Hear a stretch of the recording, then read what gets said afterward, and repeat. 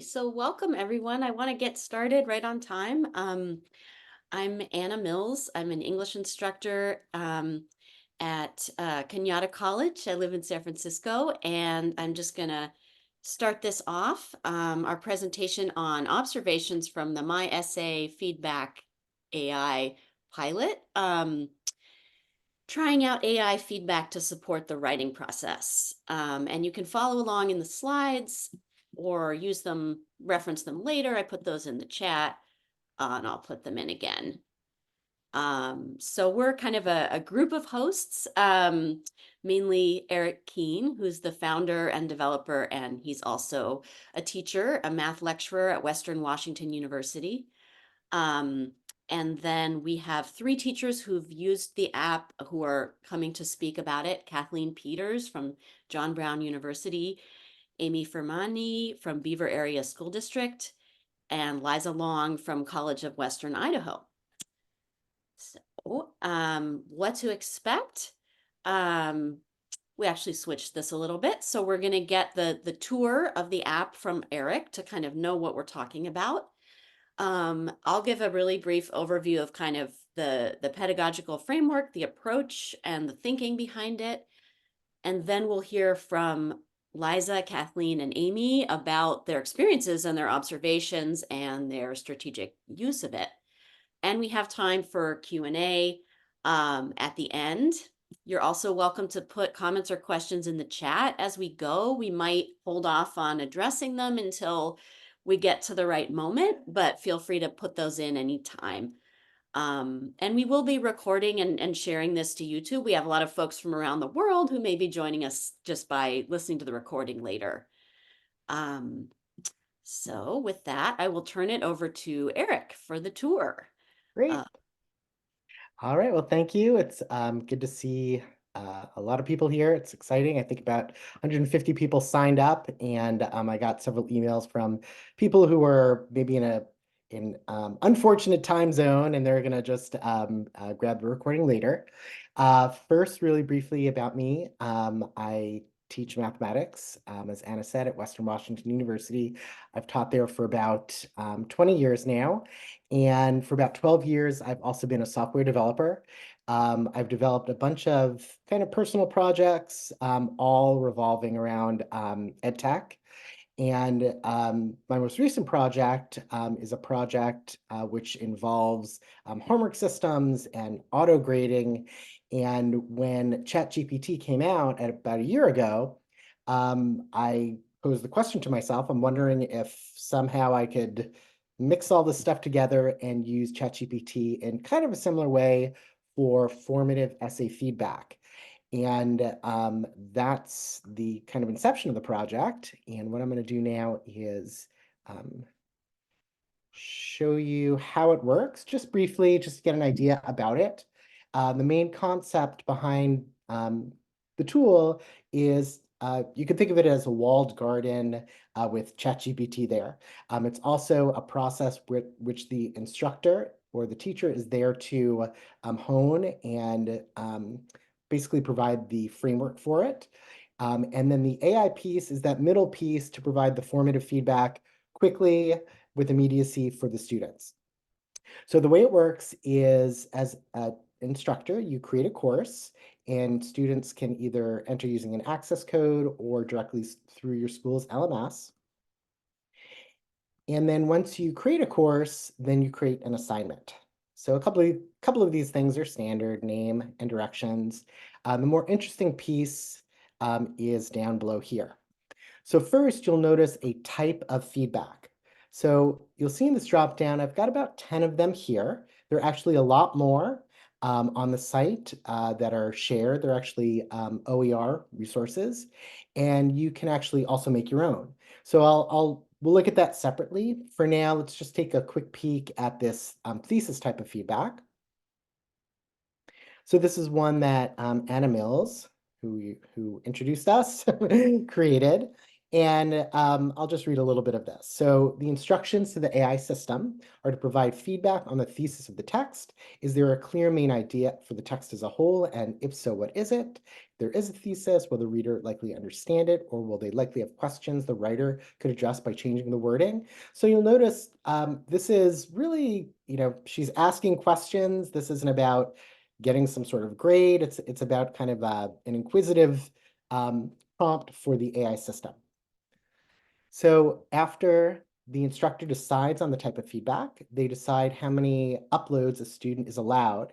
So what I've seen is instructors using this and having their students upload multiple times for a particular assignment. They can perhaps write something, get some feedback, do a revision, and then do another upload. As the instructor, you have control over whether the AI system is allowed to rewrite. So students can actually interact with the AI system. And if you say no here, and the student asks to have something rewritten, the AI system will politely refuse. You as the instructor decide if there are guardrails on these follow-up questions. Again, that's where the student will ask questions of the AI system. If the guardrails are on, that means that the students can't ask anything that is not 100% related to the essay and the type of feedback. If they're off, then you're okay if they ask tangential type questions. So that's the AI piece, but this system is really kind of a marriage of humans and AI. It has a feedback reflection piece. So this is just like a traditional feedback reflection. This is a place where students can reflect on the feedback, and they can also optionally provide a revision plan. Again, not AI based. And they can also optionally provide a peer review. So with the peer review, the system will automatically match up students, either anonymously or not, and then the students can then provide additional feedback for each other. The grading is automatic or manual, or don't give a grade. But once again, this is actually not an AI grading. So this is literally just for completion to inspire your students to actually complete it, as opposed to worrying about what sort of grade that they'll get. So in this particular one, the students will get completion credit if they upload an essay, if they write at least 5 words in their feedback reflection, and have at least 5 words in their revision plan. So that's what it looks like on the instructor side. This is what the instructor would see when nobody has uploaded anything just yet. So I'm going to click on student view to see what the student experience would be. So the students have their instructions, and then they're told what they need to do to get their automatic completion credit, if that's something you're interested in.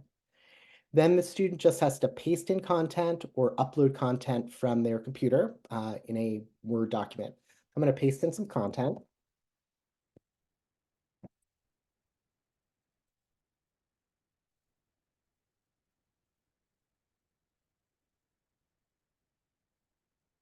And then once you paste in the content or upload the essay in a Word document, the AI system will start providing the feedback.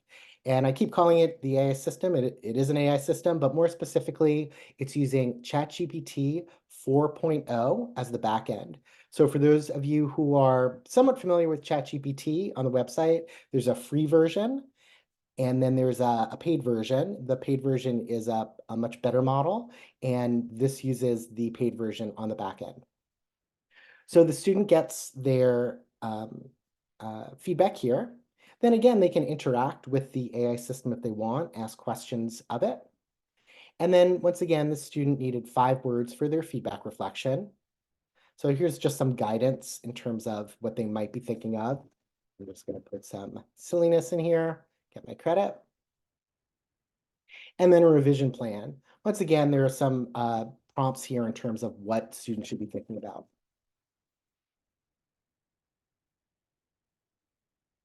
Going back to the instructor view, the instructor gets to see exactly what the student submitted.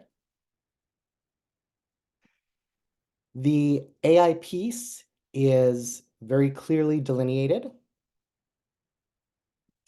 The instructor gets to see the feedback reflection, their revision plan, and the instructor can close the feedback loop by putting their own feedback in as well. Once a day, students are sent out emails if they have additional feedback, so they know to actually take a look. So that's the basic process. Again, it starts with the instructor crafting the type of feedback. The AI system is there to speed up that middle piece, but the student is still a big part of the process, and the feedback reflection, the revision plan, and potentially peer reviews. So the other piece of it, besides creating a course and an assignment, is actually creating the type of feedback.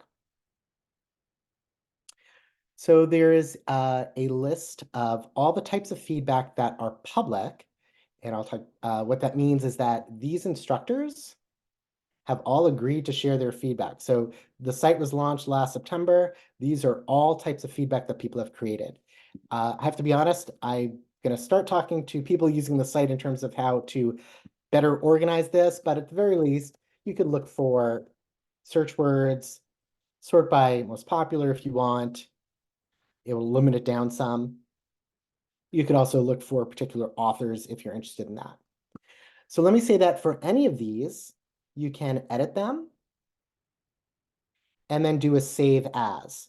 The original author will still get attribution, but this would be a way to kind of start with somebody else's and go from there. With that said, I'd like to show you how to create a new type of feedback. So this, I'm going to start from scratch. So I'll give it a name. And then, as I mentioned, these are all the shared types of feedback. And in fact, if you go to the home page without even logging in, you could see all of the public ones. You can't edit them, but at least you could see them there. So you can either share it or keep it private, totally up to you. License and attribution. And then you provide the initial instructions. So provide 2 positive things about the following essay. So maybe this isn't the best set of initial instructions, but again, I don't teach English, I teach math. So give me a break on that one. Probably you'll have the initial instructions that are more involved and more nuanced. The guidelines are optional, but this is a way to provide kind of a meta piece to the conversation. So what do I mean by that? So you are a first year college English composition teacher. You respond with enthusiasm and limit your responses to 200 words. So you can think of this as a way to give the AI system a personality that matches what you're hoping for. You can test the content. So here I'm going to test the same essay that I had before. So I am thrilled, very enthusiastic. Great things you've done well. Great job summarizing.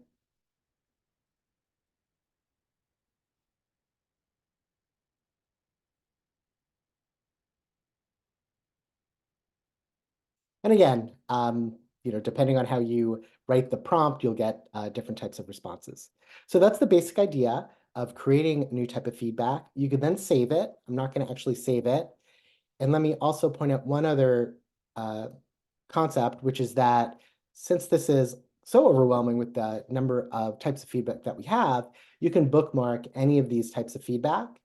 And then if you'll recall that list when I was creating an assignment, the ones that I bookmark are going to appear in that list. So this way I'm not overwhelmed by 500 different types of feedback, and I could just keep the ones that are have an interest for me. So that is the basic concept of it. You create a course, you create an assignment, and you decide on your type of feedback.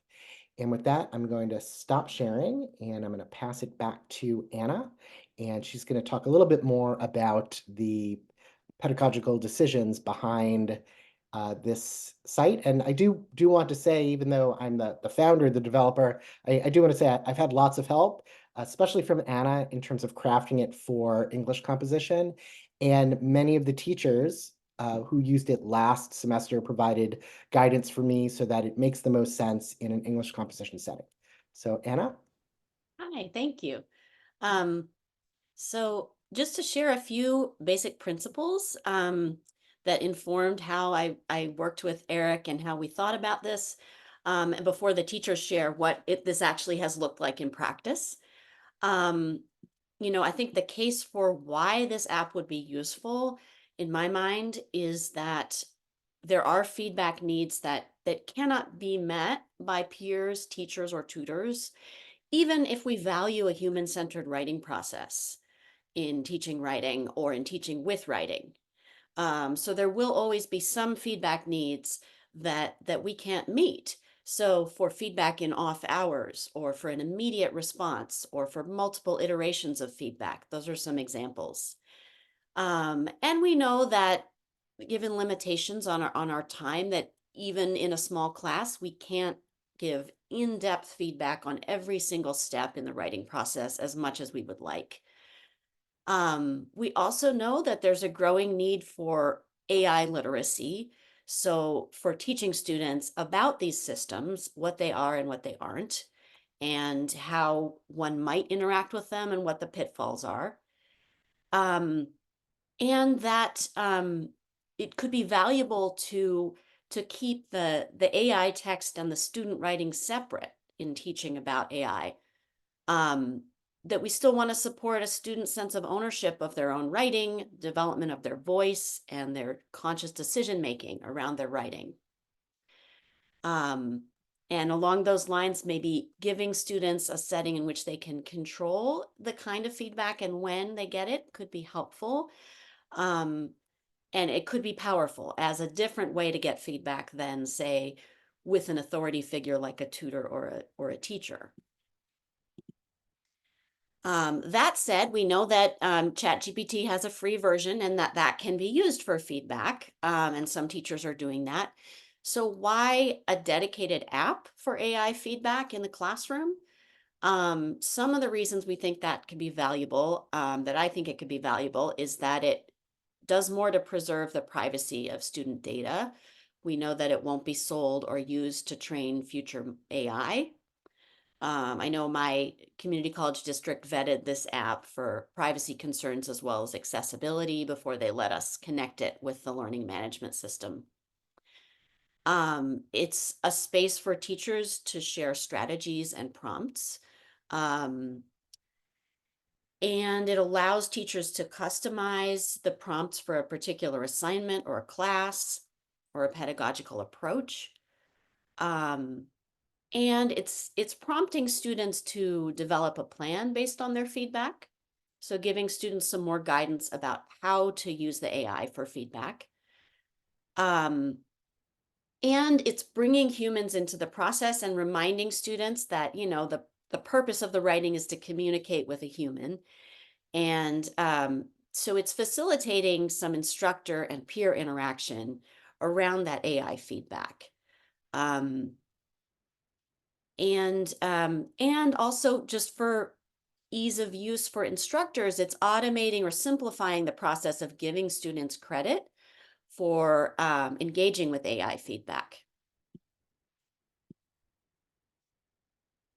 And another big part of it for me is the sense of providing guardrails and guidance from the teacher. Um, so it's not just, you can do anything with ChatGPT and your writing. It's it's bringing in the instructor when the student is not sure what to make of the feedback.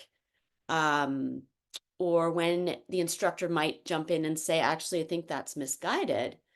Um, and we can have guardrails like what Eric mentioned about as a teacher, I can say, do not rewrite the student text. Do not suggest new text. That's their role. It's delineating the roles for the student writer and the AI. Um, and it's building in these reminders that build the critical AI literacy to question the AI suggestions. There was a great question in the chat about, how much have we tested it to see what the quality of the feedback is? We did informal testing and experimenting, um, but part of the idea is that we want to remind students that they can't trust it entirely, that it might sound plausible but not be authoritative, and that they've got to learn to trust their own critical thinking and turn to instructors and peers to assess that feedback. That said, we have seen some very, very good feedback also coming out of it. Um,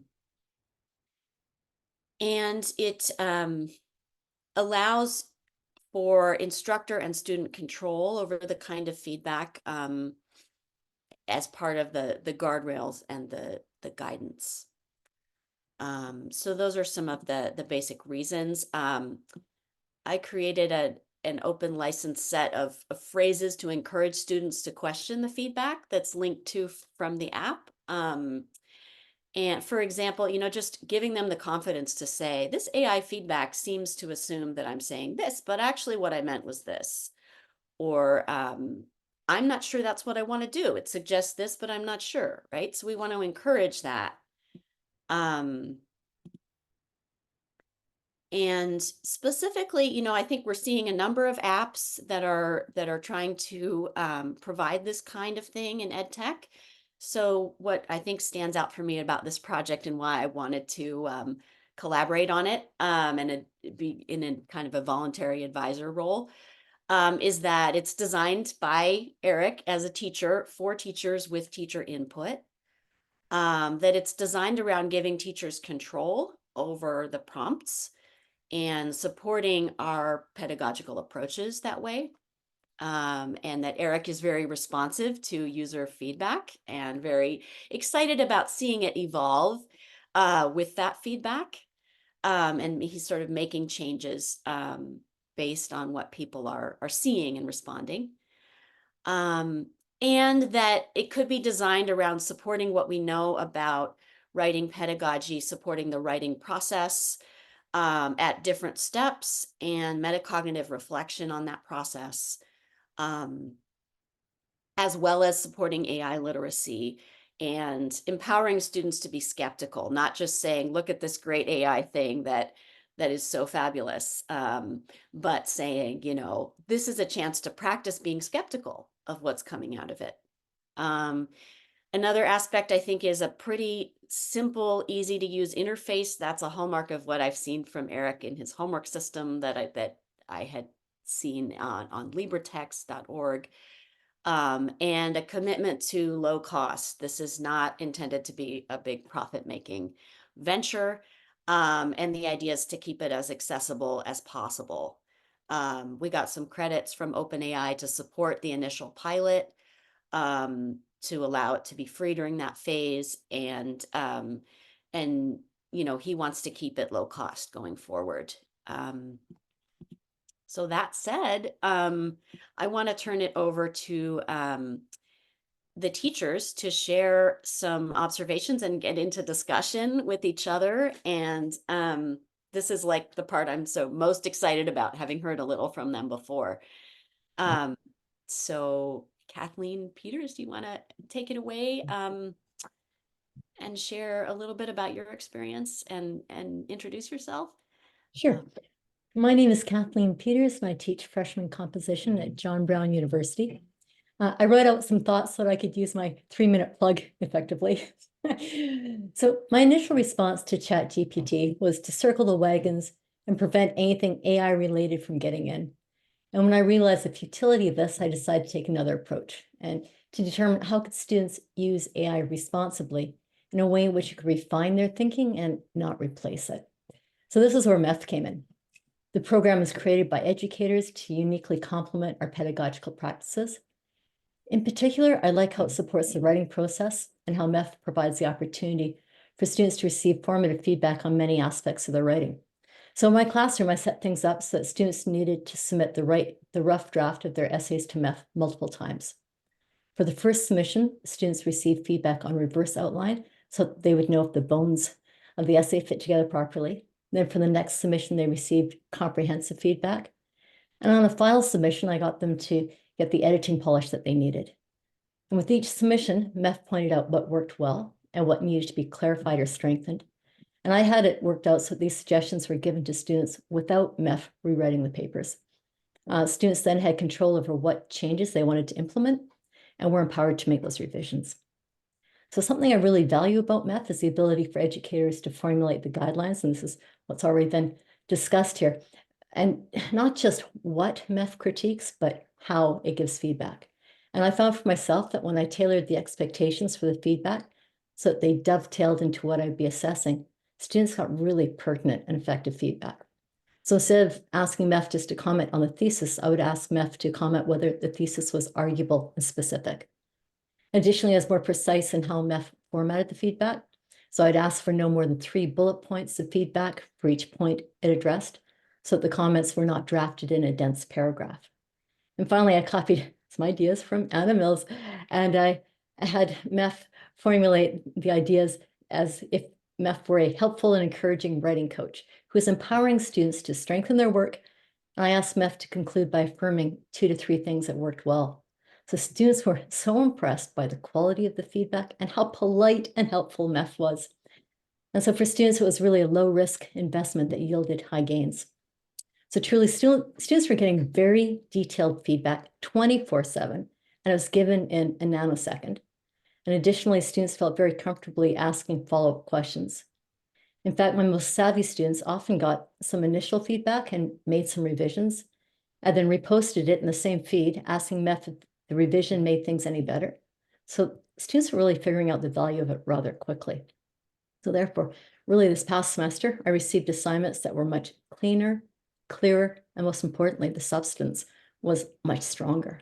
So as a result, when the final draft of the assignment reached me, I was freed up to comment on the nuances of an argument instead of needing to focus on a disjointed line of reasoning or grammatical errors that impeded meaning. So here's where I realized I was no longer trying to limit the damage that ChatGPT could do in the classroom. Instead, I was harnessing its strengths through MEF. That's my 3-minute plug. Thank you. Thank you. That's wonderful. And Amy, did you want to share your short version? Yeah, sure. Hi. Hello from Pittsburgh. I'm a high school English teacher in a high school just north of Pittsburgh. And what drew me to MyEssayFeedback was, well, initially, I had students I teach 11th and 12th grade. And at the beginning of the school year, right from the outset, I was teaching a personal essay in the style of This I Believe.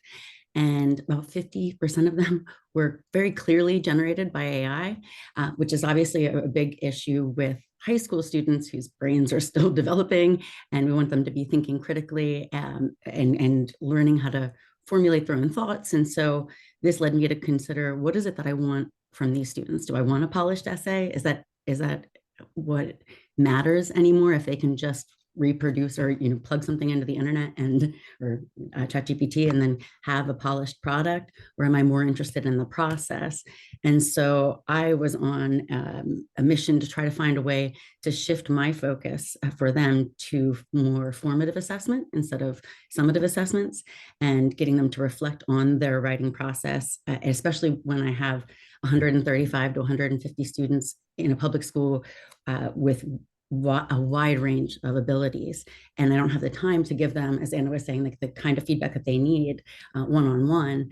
And so that's when I heard about MyEssayFeedback on a podcast, the Bot Brothers. They were interviewing Eric, and I was just like, this sounds like exactly what I need and the solution to my problems. And so I tried it out, and it allowed for me to provide them with the feedback that I dreamed of giving them, but didn't have the time to give them, and created a space for them to really think critically about their writing process, because it wasn't just feedback, grade, throw it in the garbage, but rather they had to engage with it and ask follow-up questions. And this got them thinking about iteration, which is critical in the writing process, as well as users of generative AI, right? It's an iterative process. So you're in getting them to use this, they're not only becoming better writers and more cognizant of the metacognition that goes into this and their own individualized strengths and weaknesses in engaging with the feedback, reflecting on it through the reflection option and the plan for revision, but also this is preparing them for a world of AI where they have to also iterate in prompt engineering. And what I absolutely love about this as a high school teacher is the control that you have over it as a teacher, where they're not, of course, they could just plug in their essay to ChatGPT and ask for feedback. But what MyEssayFeedback allows for is that teacher persona to come in. I think it was Kathleen who brought this up when we had spoken earlier, how we are able to create more personalized approach to the feedback that they receive. And you can highly specify the feedback. You can generate your own. So if you are clear and specific about what you want, I ask myself whenever I create the feedback that they'll receive, what is it that I would like to, or I would provide them with, what would I focus on if I were able to conference with every single one of them as much as I would like to. And so I make sure I tailor it very specifically to that. And I spend time teaching them how to ask follow-up questions that will generate and elicit specific feedback, and how to use Anna's prompts for thinking critically about the AI feedback, and recognizing that they also are empowered to challenge the feedback based on their own critical thinking. And sorry, I'm probably rambling now, but I love that aspect of it, where you don't have this in other platforms that I've seen.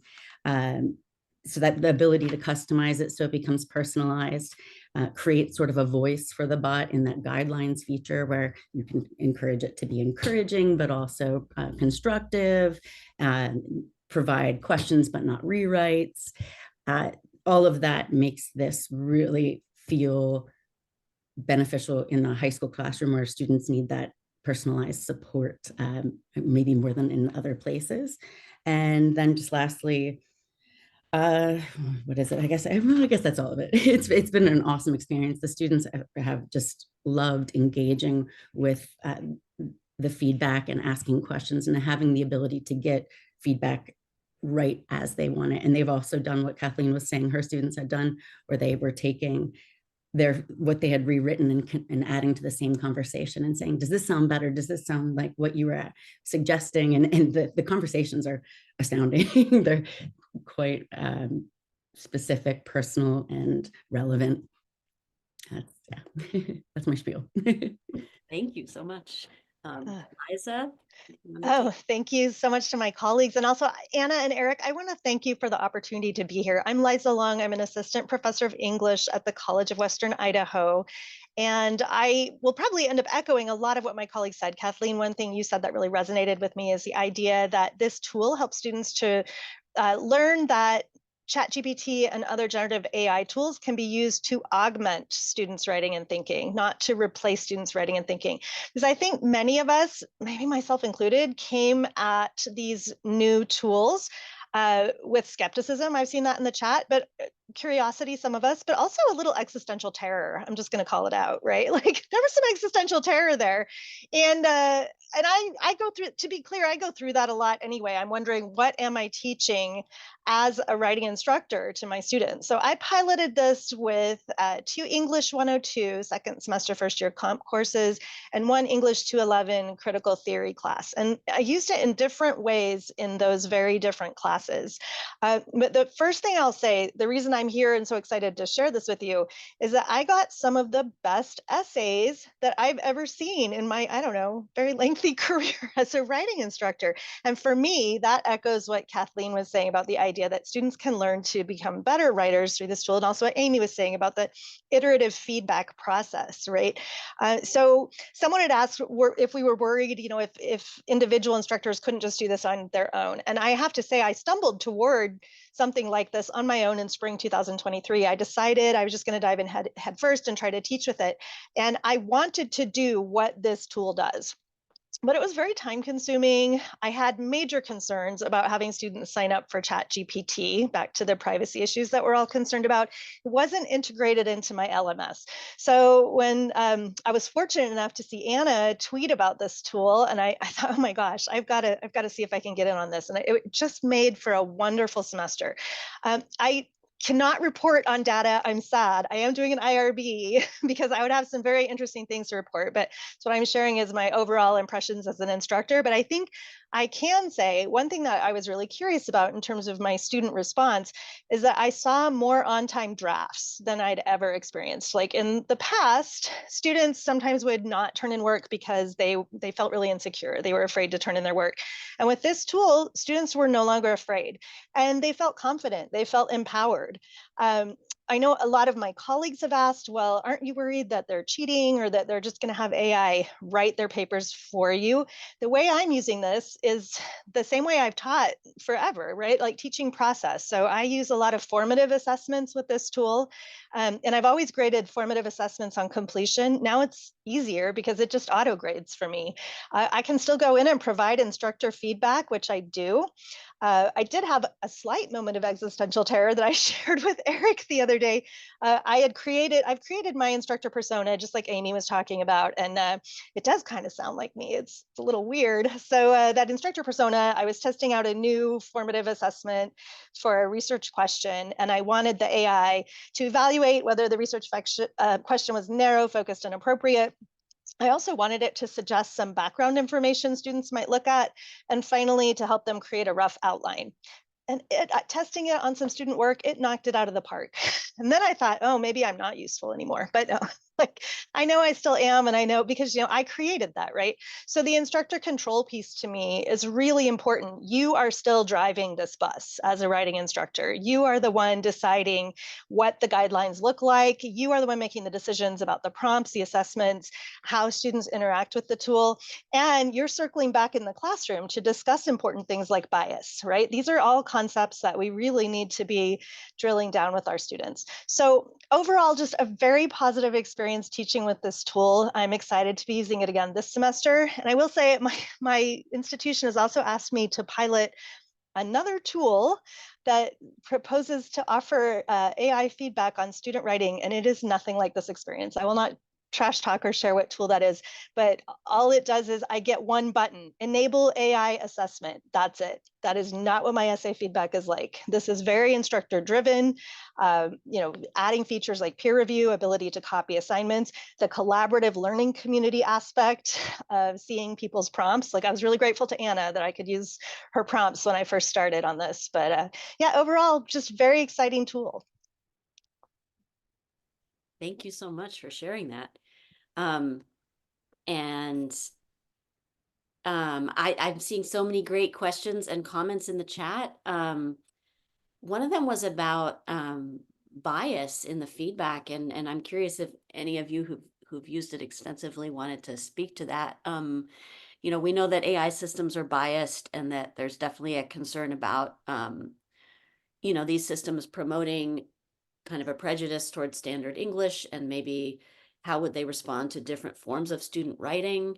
And I don't know if any of the three of you have thoughts on that, or but I just wanted to raise that as a legitimate concern that kind of ties in with the critical AI literacy piece. I'll share a little bit on that, and I think I put it in the chat too. We have noticed that. We've noticed, depending, because I teach open topics, so depending on the topic, we sometimes might run into it. One thing I really like about this is that students are asked to reflect on the feedback, and so as an instructor, I can go in and read their reflections, and I can circle back in the classroom so we can have those important discussions about the limitations of artificial intelligence. So if you're using this tool, it doesn't replace you at all. It just kind of changes how you're teaching, and it might lead to some classroom discussions that I think will be very useful with these new tools. Mm-hmm. Thank you. Yeah, I appreciate that.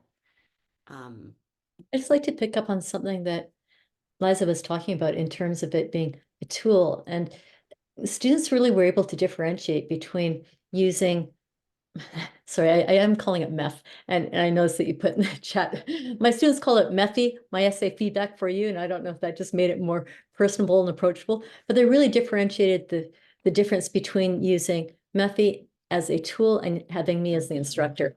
And so I really feel that piece, I was impressed and surprised that that was delineated so clearly. So it was like we were working in tandem, actually. And MEF did the grunt work, and I was able to take advantage of that. I would have to agree with that. It's like what Eric said, how it's sort of this marriage of human intelligence and artificial intelligence, the ability to have control over it to a degree, but then they're also engaging with the artificial intelligence, but then they're also still, you can oversee it and comment on it. They can ask you about it. Yeah, it's like a nice blend of that.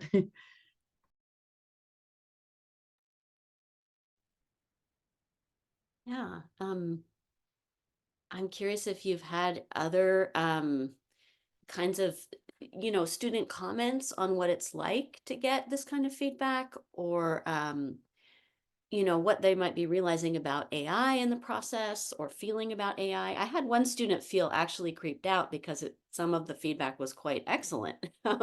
So that led us back into a conversation about large language models as word prediction, and kind of we went back to some readings we had done previously about that to kind of ground ourselves, and acknowledge that moment of like, it really seems smart and it's not conscious, right? And Mine, I'm mine curious. were, Yeah, I'm go sorry. ahead. Mine were really shocked by how polite it is. When it would ask, could you provide some examples of what concrete imagery looks like? Certainly, concrete imagery is, and then it goes on and it will refer to very specific details in their essay. Well, you know how when you were talking about how you felt when your father didn't allow you to go to XYZ, maybe you could bring in some specific details there, like what your brother was saying, and it refers so specifically to the actual language and people that they're talking about, that some of them were kind of creeped out at first too. And they're like, are you sure there's not a person on the other end? My students liked that they could push back. And Anna, I loved that you shared those templates for reacting to the feedback. So I did require students to react to every feedback assignment that they got. They had to critically evaluate the AI. And I think that's an important part of it, and also empowering them to really think, right, about what the AI is saying, why it's saying it, what bias might have crept in. But overall, though, my students, they really enjoyed it. And I find the same thing, honestly. I like chatting with ChatGPT. It's very polite, and it's helpful, right? So they liked the helpful nature of the feedback. That's so I'd like to interesting. Yeah. comment that it was really good in terms of teaching AI literacy, for the fact of often, or at times when MEF didn't quite understand things, it was a real teaching point for how to draft questions in a different way to try to achieve the result you wanted. So instead of saying, what is my best point, is realizing that AI can't often give a value assessment, to ask which point has the most support. So it was just within the classroom when we started looking at how we could just tweak the questioning in order to get better results. So I felt that was a benefit as well. Yeah, I love that Eric has built in this chat with follow-up questions feature, so that they can even push back and say, that's not what I meant to say. Here's what I'm getting at. Does your feedback still apply? Or yeah, ask it to reframe what it said. And it really does that well and politely also. You're right, actually. And it will go back and correct itself. And then they feel empowered and validated in doing that. And so they feel more confident in challenging it again a second time. So that's been helpful. And that could be a great springboard for conversations about like the ELIZA effect, and the way that we kind of want to anthropomorphize these systems and project onto them, and whether that's good or not. Should we resist it? Should we, be friendly, but also keep a part of ourselves that knows it's not sentient. So I mean, the hope is it could connect with those conversations about AI, the use of the app. Thanks, Liza, for that link about the ELIZA effect. Um, yeah, what other question? We've had so many great questions and tried to respond in the chat, but people want to put things that we haven't fully covered in, or you have a follow-up question, we're happy to do that. I did create, we have enough people that it might be nice to use this Mentimeter. It'd be great to just get some of your responses. Even anonymously, positive, negative thoughts, questions. Where might this go? What are the fears? What are the hopes? So I did create this Mentimeter. If you want to scan the QR code, or you can, let me put this link in the chat, or you can go to menti.com and put in the number 21841466, any of those ways. It just makes a board where we can preserve some of these comments and questions, and you can throw things in that we can all kind of look at together. It's a little easier than the chat with a big group, if you want to do that.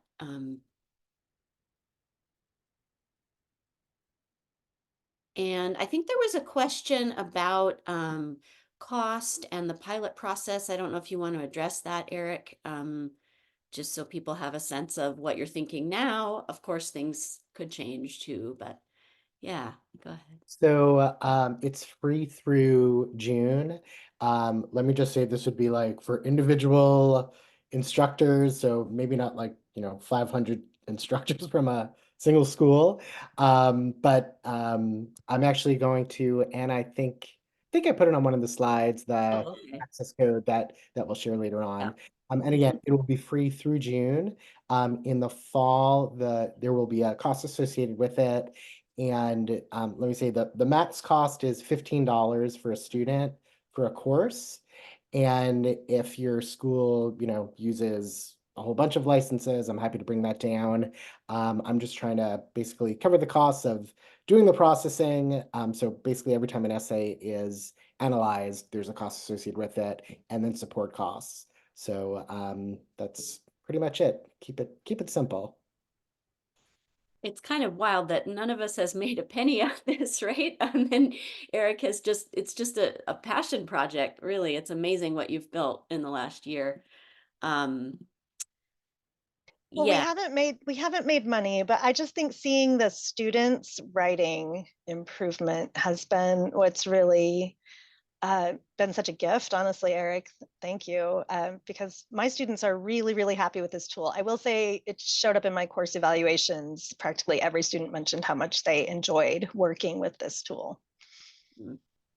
cool. Yeah, I see asking about the LMS integration. It's something that they can set up so that the students don't have to log in or create an account, and the instructor doesn't have to create an account. You create an assignment for me in Canvas, and then it can feed the results back to the gradebook. Do you want to answer that question about LTI, Eric? Sure. So basically so right now it hooks up with Blackboard, Blackboard Ultra, Canvas, Brightspace, and Moodle. If there's another one that people need, they can just let me know.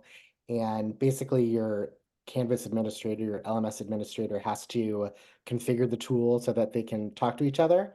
Then as an instructor, you really just have to, you go into your Canvas environment, you create an assignment using an external tool and just say, hey, I want to link it to the MyEssayFeedback. And once you've done that, your students don't even really know they're using MyEssayFeedback. They go into the LMS, and then they're directed and logged in to MyEssayFeedback directly. So, and I have a lot of people using it. I think it's just way easier for everybody. So you don't have to give the access codes, and it's a more seamless type experience for everybody. I see a great comment from Tad Davies in the chat about what evidence is available that these students' critical thinking has actually developed rather than forming a dependence on these systems. I mean, this is in a pilot phase. We're exploring. We'd love to see more evidence and peer-reviewed studies. But I think the whole framework here is set up to encourage that critical thinking rather than a dependence, because it's not giving them answers. So when I did it, I chose a feedback type for clarity. So it really was asked to ask them questions based on what readers might not yet understand or what they could explain further in their piece, and it wasn't providing answers. So that's the idea, is that we stimulate that critical thinking rather than giving them answers. And yeah, we have so many questions and comments up here. I wonder if teachers see ones you want to respond to. Am I unmuted? Can I speak to that question also? I've had students, I created a Google Doc that they all had to create a copy of. and it's their writing journey throughout the year. And so at the top, they have to put like what assignment they're reflecting on. And then I have rows of specific, like rows for copying and pasting the specific feedback that they receive, whether it's from my essay feedback or if it's from me or a peer, depending on what we're doing. And then I have rows below, what does this mean to me in my own words? Can I explain it? And then another row, what is my plan for using this in my next steps? And so they have to go through and do that for each assignment. I'm actually giving that more weight now than the product itself.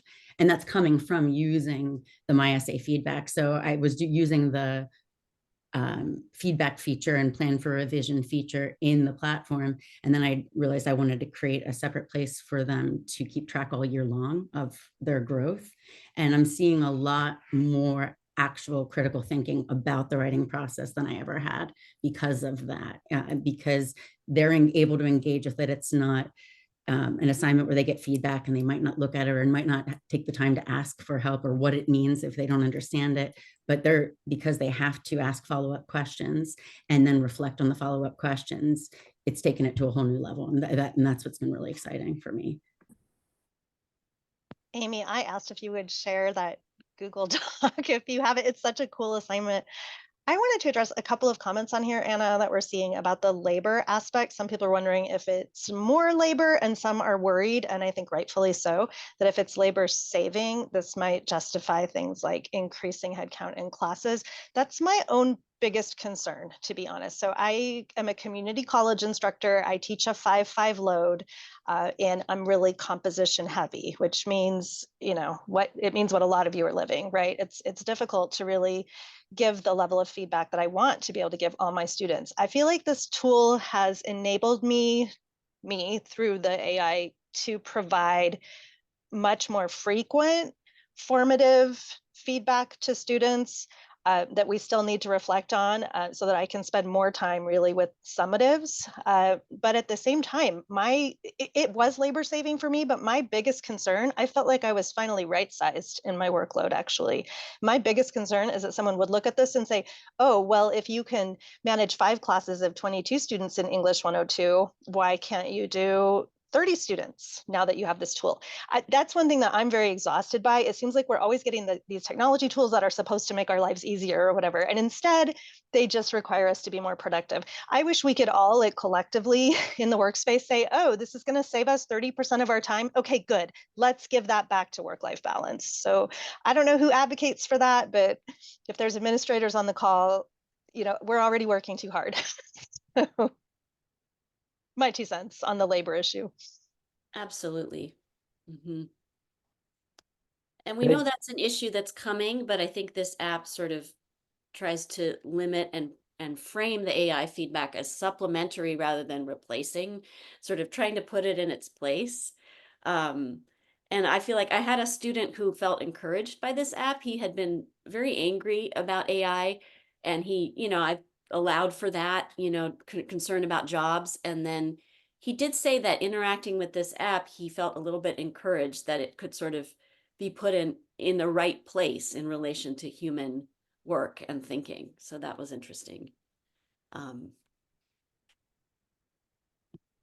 Just as somebody who teaches math, for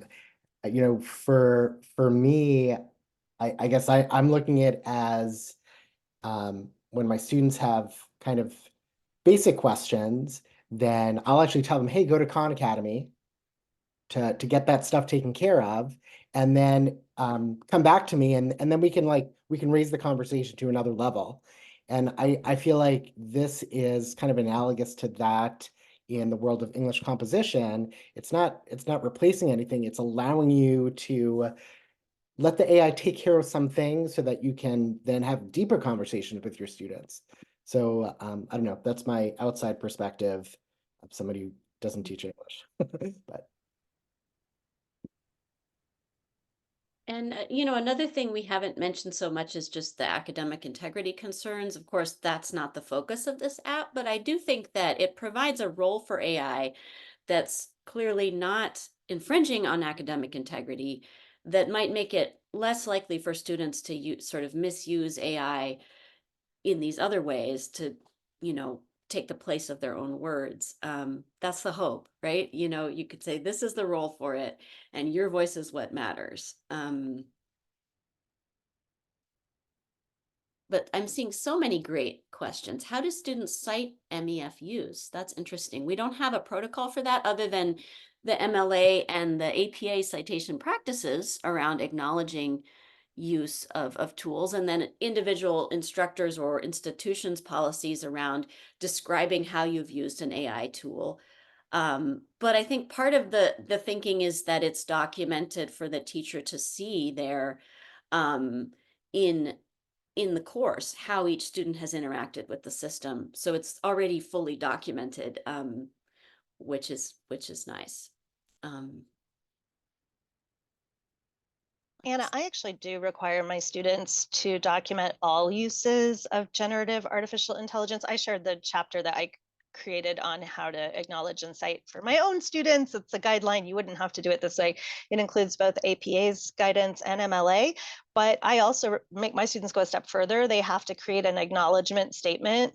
And so for every class, every one of my students has at a minimum, I acknowledge that I used MyEssayFeedback and here's how I used it in writing this paper. I think these tools are going to become really common. People have mentioned, preparing students for the workplace. Citing and acknowledging is going to be an important ethical piece of bringing these into our lives. Thanks. I would totally encourage that. Definitely in my own policies, I would ask them to describe how they've used AI, if they have, if I've allowed it for a particular assignment. So many great points in here about reading processes. I wonder, teachers, do you see questions on here that you want to respond to? I think if anyone wants to do a study, I think Liza mentioned that she's looking for IRB approval for such a study. That would be most welcome. Fantastic. One small thing that I can answer from there. So in terms of what accessibility checker do you use? So I actually had to go through an extensive accessibility process. If you go to the homepage, you can find all the documentation for that. So it's actually gone through to make sure everything is accessible, and things that weren't accessible, I've made them accessible. So and that is a valid and big concern at a lot of institutions. Mhm. I was just looking at the one question about if students, if they also were able to try a self-driven interaction with ChatGPT. And one thing that I was starting to do with my students was to have them help to write the guidelines for the type of feedback that they wanted to receive. And so they could see the value after my course was ended. A takeaway, a cross-pollination of sorts, would be for them to be able to use OpenAI and to be able to write responses to that OpenAI so they could get the feedback. And I just really saw students this last semester, of all of the assignments from all of my classes, there was only one time that I thought a student wasn't submitting something that was entirely their own with their fingerprint of identity on it. And I thought, wow, for me, that was such a win. And I think because they were being told to use MEF. And also I really liked the tool, particularly the revision portion, where they had to take a look at the feedback and then say how they would integrate that feedback to make their writing stronger. They're really taking ownership. So I just really saw a benefit of where their own thinking was augmented, and they're using this as something to help refine their own thinking rather than relying on AI. And that was just a dramatic shift that I wasn't anticipating. So that was a real win for me. I second that, Kathleen. My students, I just addressed it on day one. Hey, have you heard of ChatGPT? I sure have. And here's how we're going to use it in the class, right? And I found the same thing. I had 3 students, but I taught 3 sections. But I had 3 students who I felt like used large language models inappropriately. We just had a conversation and they rewrote it, and it was not a big deal. But most of my students reported the same thing, Kathleen. I love that they were able to view the tools appropriately, right? Like not as a replacement for their writing, but instead as a way to enhance their communication skills. I would just add that I felt really curious about like which feedback types my students would pick when I gave them options.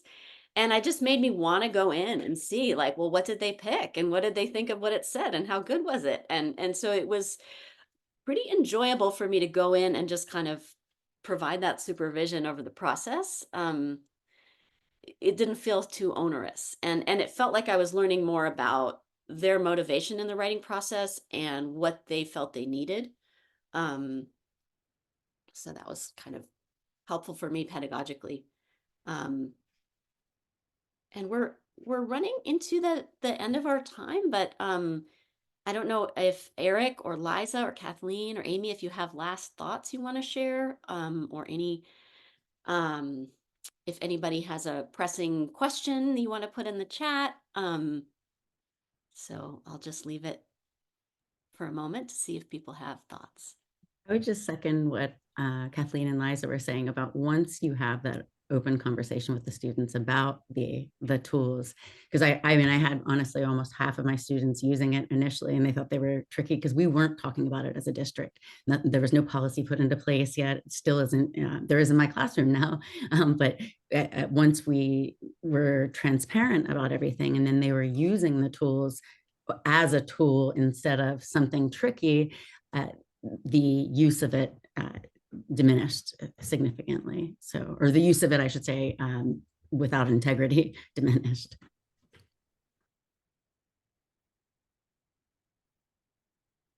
And yeah, I just put a link for, there's another reflection on use of this system by Mark Watkins, who's a really interesting thinker on AI and the teaching of writing, up at exploringaipedagogy.hcommons.org, which is a place where you can put up your reflections on what works and what doesn't in teaching about AI. So I just think this has been an amazing session in terms of all the ideas and concerns and hopes in the chat and on this Mentimeter board. And I really want to thank people for engaging so intensely. And I'm definitely saving the chat, and I hope we've addressed some of it, but of course it's the tip of the iceberg for all the things that we would want to think about going forward with AI and writing. But mainly, I just want to thank Eric for having this vision and being willing to jump in and create a space for teachers to try things and reflect on them, and space for that to evolve without a lot of hype.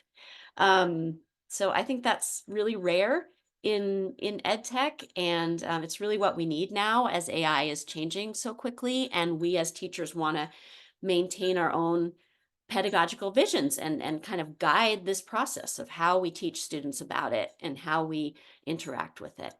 So thank you to Eric for making that possible, and thank you to Liza and Kathleen and Amy for being pioneers with this and for sharing your experiences. And thank you to all of you for joining. We hope, oh, I have a last slide with our contact information. Oops. Yeah. So I will put these in the chat as well. And of course, the slides are still available to you. You can comment on the slides if you want to continue to engage. And maybe everybody can put their info in the chat. So if you want to connect with us on social media or by email, you can. But thank you and have a wonderful rest of your day. And we hope to get to be in discussion further in whatever form that's possible. Thank you for coming.